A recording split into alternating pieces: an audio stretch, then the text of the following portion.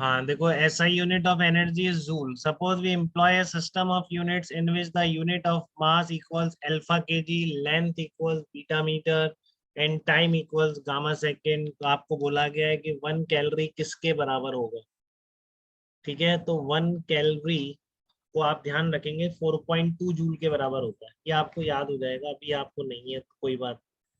But इतना ज्यादा आप यूज करने वाले हैं कि आपको कैलोरी को, कैलोरी ऐसा यूनिट नहीं है बेटा, आपको मैंने कभी नहीं कहा कैलोरी ऐसा यूनिट है. एनर्जी की ऐसा यूनिट जूल है. ठीक है, ये आपके हर फिजिकल क्वांटिटी के साथ अपन लिखेंगे ना आगे चल के कि इसकी ऐसा यूनिट ये होती है, तो आपको अपने आप याद हो जाएगी. अलग से अपने आप को एक्सर्ट नहीं करना है बेटा याद करने. अगर स्कूल वाले कहें तो फिर मैं कुछ नहीं कर सकता. बट आइडियली स्कूल वाले भी ये बात समझते हैं, तो उनको पता है कि अभी जबरदस्ती क्यों रटाया जाए. जब धीरे धीरे वो फिजिकल क्वांटिटी आएगी, उसका मीनिंग समझ में आएगा, तो वहां पर ऐसा यूनिट हर जगह लिखी जाएगी, तो अपने आप ही याद हो जाएगा.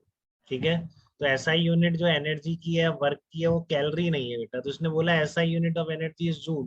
ठीक है ना, तो लिख भी दिया इसने. तो 1 कैलोरी क्या है, 4.2 जूल के बराबर होता है.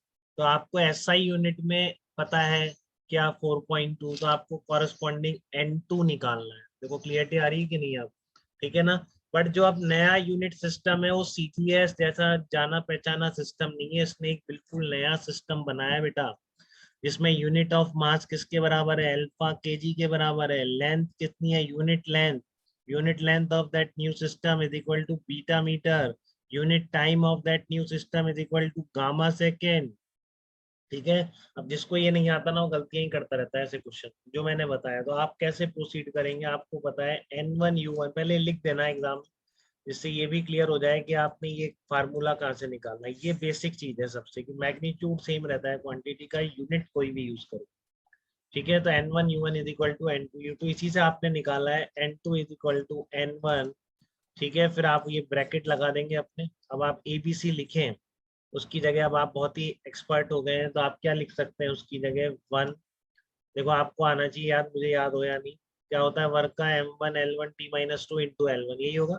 तो M1L2T-2 आ जाए. देखो दिक्कत तो नहीं किसी भी बच्चे को, एकदम क्लियरिटी इस पे. और आपका N1 किस यूनिट में है, N1 आपका SI यूनिट में है. तो N1 बेटा ये है 4.2, ध्यान रखेंगे ना. N1 कितना है, 4.2 SI यूनिट.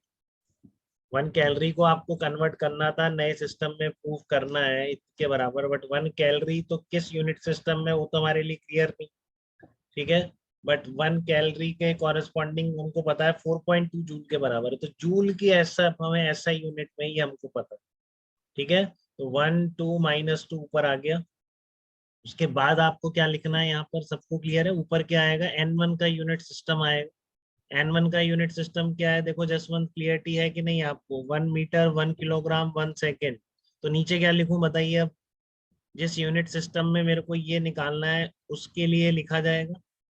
ठीक है, तो क्या लिखूं, अरे मैंने 1 kg है ना यार, मैं गड़बड़ करता हूँ. 1 kg है, इधर 1 मीटर है. ठीक है ना, M1/N2 आता है, L1/L2 और T1/T2. तो ये डायमेंशन इसलिए सीक्वेंस यही रखी है, डायमेंशन जनरली आपको ऐसे ही याद रहे.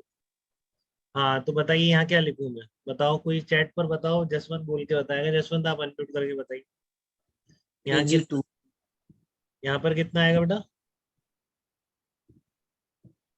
2 kg. 2 क्यों कह रहे हैं आप, 2 कहाँ, ये अल्फा है बेटा, अल्फा 2 नहीं है.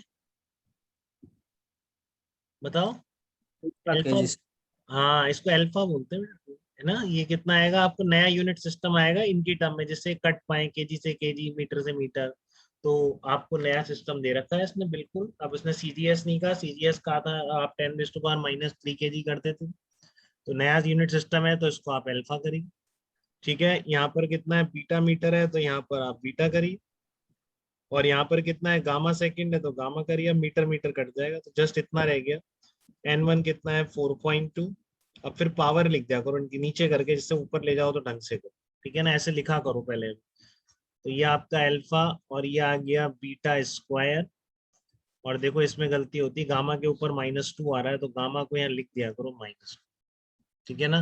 अब ऊपर ले जाके चेंज कर दिया करो, तो कितना आ जाएगा, 4.2 अल्फा की पावर -1, बीटा की पावर -2 एंड गामा का स्क्वायर आ जाएगा. तो देखो ये आ रहा है कि नहीं, 4.2 alpha minus 1 beta minus 2 and gamma square. यही तो मैं कह रहा था, ये एक सिस्टम ऑफ यूनिट्स को आप दूसरे सिस्टम ऑफ यूनिट्स में कन्वर्ट करने के लिए ये फार्मूला यूज करेंगे, n2 is equal to n1 u1 upon u2। तो u1 अपॉन u2 की जगह क्या आ जाता है, वो m1 l1 l2 से हमने समझ गए, m1 अपॉन m2 की power a, l1 upon l2 की पावर b, और आपका t1 अपॉन t2 की पावर c। तो a b c क्या है, उस यूनिट के डायमेंशंस हैं। तो एक और एप्लीकेशन है डायमेंशंस का, एप्लीकेशन नंबर 2, ये आप एक यूनिट सिस्टम को दूसरे यूनिट सिस्टम में कन्वर्ट करने के लिए भी डायमेंशनल एनालिसिस का सहारा लेते हैं।